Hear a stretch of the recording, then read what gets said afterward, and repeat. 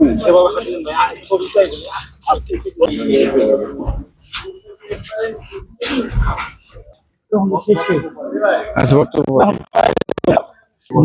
যে পরিবেশ সেটি আসলে এখন পর্যন্ত শিক্ষার্থীদের উচ্ছ্বাসী সৃষ্টি করেছে, কিন্তু নির্বাচন নিয়ে যেই আস্থাহীনতা শিক্ষার্থীদের সেটি ফিরিয়ে আনার জন্য বিশ্ববিদ্যালয় প্রশাসন এখন পর্যন্ত তেমন কোনো উদ্যোগ নেয়নি।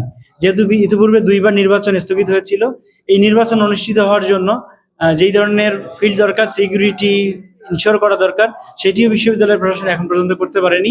আমি আশা করছি যে বিশ্ববিদ্যালয় প্রশাসন এবং জাকসু নির্বাচন কমিশন সমন্বিতভাবে নির্বাচনের উপযোগী পরিবেশ সৃষ্টি করবে। ওয়ালটন এখন দেশের সীমানা পেরিয়ে পৌঁছে গিয়েছে 50টিরও বেশি দেশে। ওয়ালটন, ঘরে ঘরে বিশ্বজুড়ে। আমি মেঘলা ফিলোসফিতে পড়ি, মাস্টার্সে 48 ব্যাচে।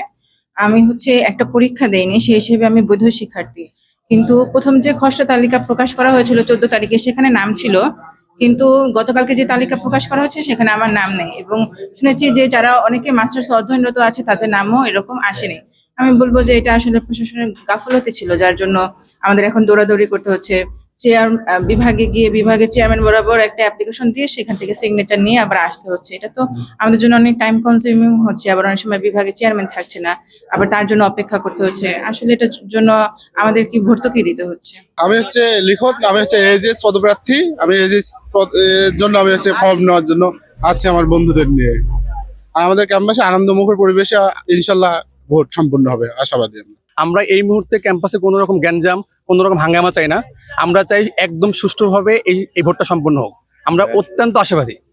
আগামী 11ই সেপ্টেম্বর অনুষ্ঠিত জাকসু নির্বাচনের জন্য আমাদের মনোনয়নপত্র সংগ্রহ ও জমাদান প্রক্রিয়া আজকে সকাল থেকে যথানিয়মে শুরু হয়েছে। আমাদের যে সকল প্রস্তুতি নেওয়ার প্রয়োজন সেই সকল প্রস্তুতি আমরা নিয়ে রেখেছি। আমরা আশা করছি যে উৎসব মুখর পরিবেশে সুষ্ঠুভাবে আমরা নির্বাচনের সকল প্রক্রিয়া সম্পন্ন। যে কোনো ধরনের যদি ভুল ত্রুটি হয়ে থাকে তাহলে সেই ভুল ত্রুটিগুলো যদি আমাদের নজরে আনা হয় তাহলে আমাদের যে বিধি বিধান আছে, উপবিধি আছে, সেই অনুযায়ী ব্যবস্থা গ্রহণ করা হবে। যেমন ভোটার তালিকায় যদি কাউরির নাম না থাকে, বিষয়টি যখনই নির্বাচন কমিশনের প্রচলিত হবে তখনই আমরা যে ভোটার হওয়ার জন্য যে শর্তগুলো আছে সেই শর্তগুলো যদি তারা পূরণ করেন তাহলে তাদেরকে আমরা ভোটার হিসেবে অন্তর্ভুক্ত